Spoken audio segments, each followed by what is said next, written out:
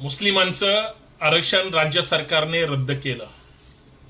पृथ्वीराज चव्हाण सरकारने विधानसभेच्या निवडणुकीच्या अगोदर घाईघाईमध्ये एसबीसी आरक्षण अर्थात मुस्लिम आणि मराठा समाजाला त्या ठिकाणी जाहीर केलं होतं आणि 5% मुस्लिमांचं आरक्षण त्यावेळेस मुस्लिमांना देऊ केलं होतं। ते आरक्षण नंतर फडणवीस सरकार आलं आणि त्यांनी या आरक्षणाला चॅलेंज केली।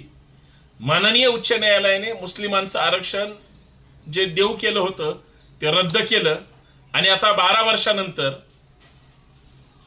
मुस्लिमांना मिळालेलं आरक्षण, जातीचे दाखले, जात पडताळणी प्रमाणपत्र हे सर्वस्वी आता रद्द करण्याचा निर्णय फडणवीस सरकारने आज 2026 मध्ये घेतला। हा मुस्लिमांवर केलेला अन्याय आहे की भारतीय राज्यघटनेने प्रतिनिधित्व